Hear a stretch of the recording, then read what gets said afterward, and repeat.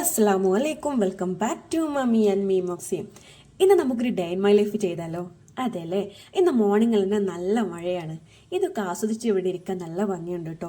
ഞാനിതാ ഒരു ചൂട് ചായയും കുടിച്ച് ഇവിടെ ഇരിക്കുന്നുണ്ട്. പക്ഷേ ടൈമില്ല, നമുക്ക് നേരെ ബ്രേക്ക്ഫാസ്റ്റ് ഉണ്ടാക്കാൻ പോവാം. ഇന്ന് അപ്പമാണ് ബ്രേക്ക്ഫാസ്റ്റ് ആയിട്ടുള്ളത്. ഇക്കാൻ്റെ ഫേവറേറ്റ് ആയിട്ടുള്ള ഒരു ബ്രേക്ക്ഫാസ്റ്റ് ആണ് കേട്ടോ അപ്പം. ഒട്ടുമിക്ക ദിവസങ്ങളിൽ ഞങ്ങളുടെ വീട്ടിൽ അപ്പം തന്നെയാണ് പതിവ്. ഇന്ന് ബ്രേക്ക്ഫാസ്റ്റിൻ്റെ കൂടെ നല്ല നാടൻ കടലക്കറിയാണ് കേട്ടോ ഉണ്ടാക്കിയത്. തേങ്ങ അരച്ച് നല്ല ഉള്ളിയും കറിവേപ്പൊക്കെ ഇട്ട് ഉണ്ടാക്കുന്ന കറിയുടെ സ്മെല്ല് ഒന്ന് വേറെ തന്നെ. ഞാൻ എപ്പോൾ കറി വെക്കുകയാണെങ്കിലും ഞാൻ എൻ്റെ ഉമ്മാനെ ഓർക്കാറുണ്ട്. കാരണം ഉമ്മ ഉണ്ടാക്കുന്ന കറിയുടെ ടേസ്റ്റ് അതൊന്ന് വേറെ തന്നെ. അതെല്ലാവർക്കും അങ്ങനെ ആവൂലേ, നമ്മുടെ അമ്മമാരുണ്ടാക്കുന്ന കറിയുടെ ഒരു ടേസ്റ്റ് അതൊന്ന് വേറെ തന്നെ. ഇനി നമുക്ക് ജസാ ബേബിക്കുള്ള ബ്രേക്ക്ഫാസ്റ്റ് റെഡിയാക്കാം. അവൾക്ക് റീസെൻ്റ് ആയിട്ട് ഇപ്പോൾ പുട്ടാണ് കേട്ടോ ഇഷ്ടം. അങ്ങനെ അവൾക്ക് വേണ്ടിയിട്ടുള്ള പുട്ടും റെഡിയാക്കി. ഞാൻ ജസാ ബേബിക്ക് വേണ്ടിയിട്ടുള്ള ബ്രേക്ക്ഫാസ്റ്റ് റെഡിയാക്കിയപ്പോഴേക്കും ആളിതാ ഫ്രഷ് ആയി വന്ന് ബ്രേക്ക്ഫാസ്റ്റ് കഴിക്കാൻ തുടങ്ങിയിട്ടോ ടി വിയുടെ മുമ്പിൽ നിന്ന്. അത് അവളുടെ സ്ഥിരം ഹോബിയാണ്. ഫുഡ് കഴിക്കുകയാണെങ്കിൽ ടി വി കണ്ടിട്ടേ അവൾ ഫുഡ് കഴിക്കുള്ളൂ.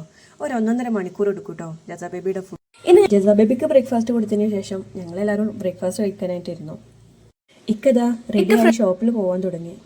ഇനിയാണ് കേട്ടോ നമ്മുടെ ക്ലീനിങ് പരിപാടികളൊക്കെ സ്റ്റാർട്ട് ചെയ്യുന്നത്. മഴയൊക്കെ പോയിതാ നല്ല വെയിലാണ് ഇപ്പോൾ.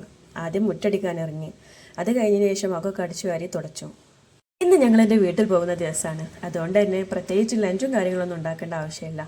അടുക്കളയൊക്കെ ക്ലീനാക്കി ഞാനിതാ വേഗം പാത്രം കഴുകാൻ നിന്നു. ഏകദേശം പാത്രം കയ്യാറായപ്പോഴാണ് വീഡിയോ എടുക്കേണ്ട ഓർമ്മ വന്ന്. അങ്ങനെ എല്ലാം തീർന്നു ഞാൻ നേരെ വാഷ്റൂമിലേക്ക് വിട്ടു. അങ്ങനെ എൻ്റെ അലമാരയുടെ ഏറ്റവും ടോപ്പിലിരുന്നൊരു ഔട്ട്ഫിറ്റ് ഇട്ട് ഞാൻ റെഡിയായി. അപ്പോഴേക്കും ബ്രദർ വന്നിരുന്നു കേട്ടോ. ഞങ്ങൾ അങ്ങനെ ഇറങ്ങി.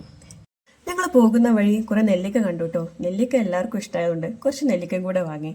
നമ്മുടെ ജസാ ബേബി ഇതാ വാങ്ങിയ നെല്ലിക്ക അപ്പോൾ തന്നെ അവൾ കഴിക്കാൻ തുടങ്ങി. ചില ടൈമിലൊക്കെ അവൾക്ക് നെല്ലിക്ക ഇഷ്ടമാണ്, ചില ടൈമിൽ അവൾ കഴിക്കാറുമില്ല. ഇപ്പോൾ ഇതാ നെല്ലിക്ക ടേസ്റ്റ് ചെയ്യണ കണ്ടോ. അവളുടെ എക്സ്പ്രഷൻ കണ്ടപ്പോൾ എനിക്ക് മനസ്സിലായി നല്ല പുളിയാണെന്ന്. എന്നാലും അവളത് കഴിക്കാൻ ട്രൈ ചെയ്തു കേട്ടോ. നമ്മുടെ ജസാ ബേബിക്ക് ഇതാ ഇനി ഒരു കുട്ടി പർച്ചേസിംഗ് കൂടി ബാക്കിയുണ്ട് കേട്ടോ.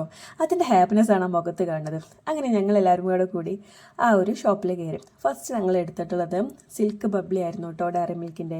പിന്നീട് ലേസ് എടുത്തു. ക്ലാസിക് സാൾട്ടഡ് ഫ്ലേവർ ആയിരുന്നു, എനിക്കും അവൾക്ക് ഒരുപോലെ ഇഷ്ടമാണ്. പിന്നെ എന്താ അവിടെ ഓൾ ടൈം ഫേവറേറ്റ് ആയിട്ടുള്ള സ്നിക്കേഴ്സ് എടുത്തു.